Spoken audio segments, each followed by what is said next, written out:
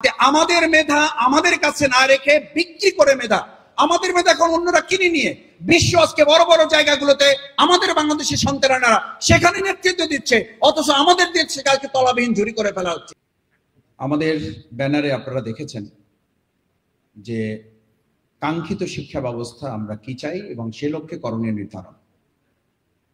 আমাদের কাঙ্ক্ষিত শিক্ষার প্রথম দিক হচ্ছে আমাদের এমন শিক্ষা ব্যবস্থা চাই যে দেশে আর কোন গুলির আঘাতে আমাদের নির্মুগ্ধ এবং সাইদদেরকে গুলিবিদ্ধ হয়ে মৃত্যুর মুখে পতিত হতে হবে না।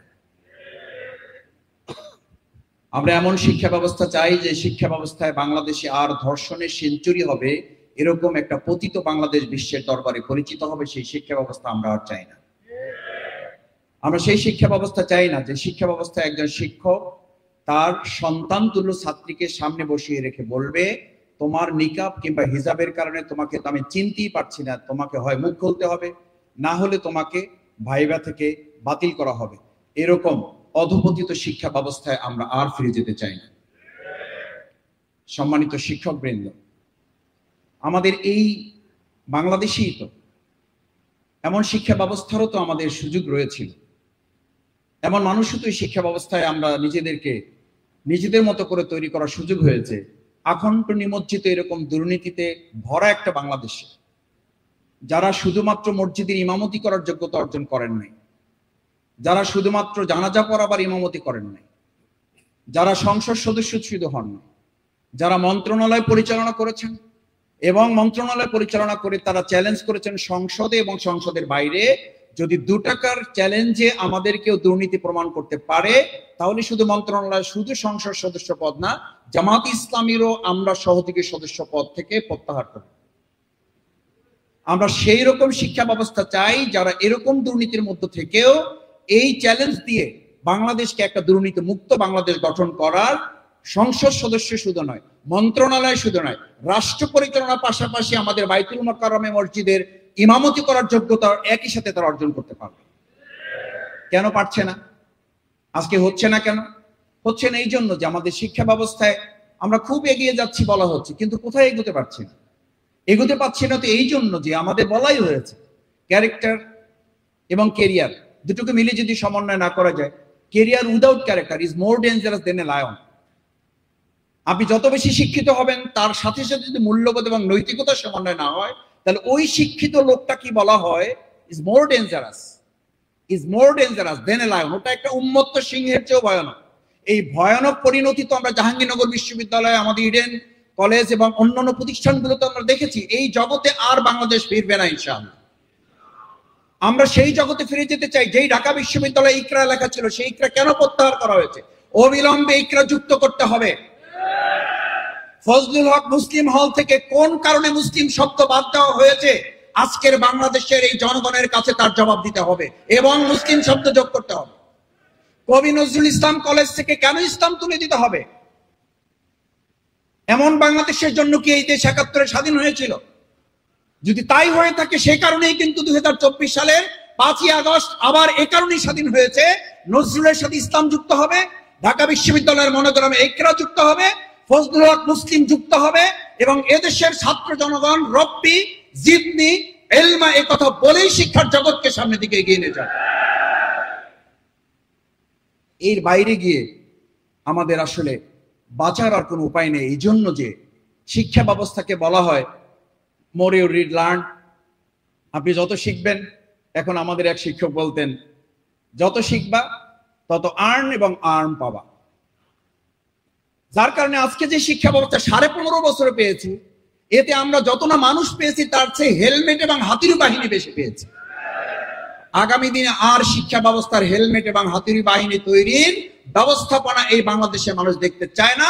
অন্তর্বর্তীকালীন এই সরকার আশা করি হেলমেট এবং হাতুড়ি বাহিনীর পরিবর্তে বাংলাদেশের দেশপ্রেমিক সেরকম কিছু যোগ্য নাগরিক তৈরি করবে, যাতে করে আমাদের দেশের মেধাবীরা, আপনারা জানেন আমাদের এখানে অনেক সন্তানেরা নিরাপদ মেধা এবং আশ্রয়ের খোঁজে বাংলাদেশের পরিবর্তে এখন বিদেশে যাচ্ছে, আর তারা ফিরে আসছে না। আমরা অন্তর্বর্তীকালীন সরকারের কাছে আহ্বান জানাতে চাই, বাংলাদেশে এমন পরিবেশ তৈরি করতে হবে যাতে আমাদের মেধা আমাদের কাছে না রেখে বিক্রি করে মেধা, আমাদের মেধা এখন অন্যরা কিনে নিয়ে বিশ্ব আজকে বড় বড় জায়গাগুলোতে আমাদের বাংলাদেশের সন্তানেরা সেখানে নেতৃত্ব দিচ্ছে, অথচ আমাদের দেশে কালকে তলাবিহীন ঝুরি করে ফেলা হচ্ছে। এরকম নীতিমালার শিক্ষা আর না তৈরি করে বরং বিদেশে যারা গিয়েছিল তাদেরকে ফিরে নিয়ে এসে মেধা না কোটা, এই বৈষম্যহীন ছাত্র আন্দোলনের বৈষম্য বিরোধী ভূমিকার যারা করেছিলেন তাদের মূল মন্ত্রে ফিরে আসার জন্য সেই সমস্ত মেধাবীদেরকে ফিরে আসার উপযুক্ত বাংলাদেশ আমরা তৈরি করব ইনশাআল্লাহ। সেই প্রত্যাশা ব্যক্ত করে আমাদের এই সুন্দর বাংলাদেশ গড়ার জন্য আল্লাহ তাআলা যেন আমাদের আন্দোলনে যে সমস্ত মীর মুগ্ধ আবু সাঈদরা জীবন দিয়েছে তাদের সহ যারা এখনো আহত আছে তাদেরকে যেন আল্লাহ তাআলা হায়াতে তৈয়বা দান করেন, যারা আহত আছেন, যারা নিহত হয়েছেন তাদেরকে যেন আল্লাহ তাআলা শহীদ হিসেবে কবুল করে জান্নাতুল ফেরদাউস নসিব করেন, সেই প্রত্যাশা ব্যক্ত করে কথা শেষ করছি। আল্লাহ হাফেজ। বাংলাদেশ জিন্দাবাদ। আদর্শ শিক্ষক ফেডারেশন জিন্দাবাদ। আদর্শ শিক্ষক পরিষদের এইভাবে সম্মেলন আমরা এই বলা যায় যে 16 বা 20 বছরের মধ্যে আমরা করার সুযোগ পাই। আজকে টোটাল মহানগরীতে শিক্ষক হিসাবে যারা কর্মরত রয়েছেন তারা সবাই এখানে একত্রিত হওয়ার চেষ্টা করেছেন। আমরা সেই চেষ্টাই করেছিলাম। আমার কাছে মনে হয়েছে যে আমরা আরো ব্যাপক ভিত্তিক উপস্থিতির মাধ্যমে আমাদের আয়োজনকে আরো আমরা সমৃদ্ধ করতে পারতাম। আগামী দিনে ইনশাআল্লাহ এই ব্যাপারে যারা যেখানে রয়েছেন আমরা কার্যকর ভূমিকা পালন করবেন। আমরা চাই শিক্ষকদের একটি গতিশীল আন্দোলন, আমরা চাই শিক্ষকদের কার্যকর প্রশিক্ষণ, আমরা চাই যে একটা টিম বছর জুড়ে কাজ করবে যারা ইসলামী শিক্ষা ব্যবস্থার ব্যাপারে তারা তাদের প্রস্তুতি গ্রহণ করবে।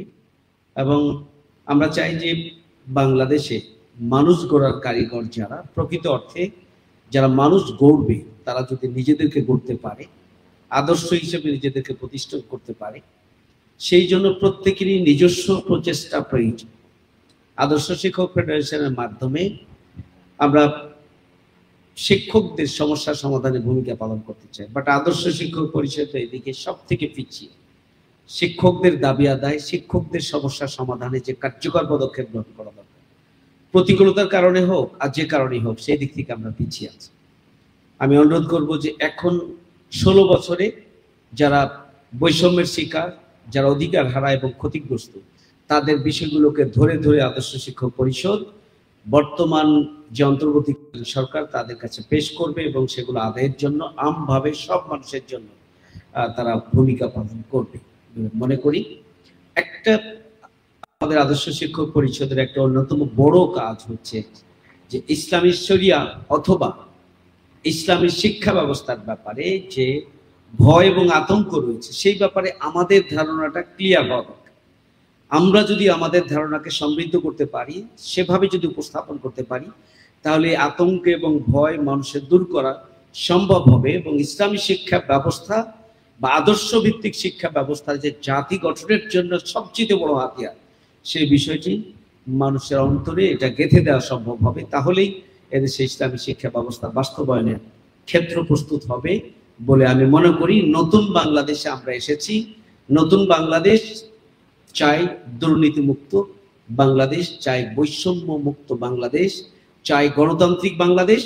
এবং সবটা যদি কার্যকরভাবে আদায় করতে হয় তাহলে একদল মানুষ দরকার যারা দুর্নীতিমুক্ত হবে, যারা নৈতিক শিক্ষায় শিক্ষিত হবে, যারা আল্লাহকে ভয় করবে এবং আল্লাহর ভয়কে নিজের জীবনে লালন ধারণ করে নিজেদেরকে দুনিয়াবী দিক থেকে প্রশিক্ষিত করে সমাজ পরিবর্তনের জন্য তারা রাষ্ট্র পরিচালনার জন্য তারা নিজেদেরকে উপযুক্ত করে গড়ে তুলবে। এই জন্য নতুন বাংলাদেশের জন্য প্রয়োজন হচ্ছে আমাদের নৈতিক শিক্ষায় সমৃদ্ধ একজন মানুষ যারা নৈতিকতার পাশাপাশি তারা প্রফেশনালি নিজেদেরকে সমৃদ্ধ করে দেশ এবং জাতি গঠনের ভূমিকা পালন করতে পারবে। তাহলেই নতুন বাংলাদেশকে আমরা স্থায়ী রূপ দিতে পারবো ইনশাআল্লাহ। সবাইকে ধন্যবাদ। আল্লাহ হাফেজ। আসসালামু আলাইকুম।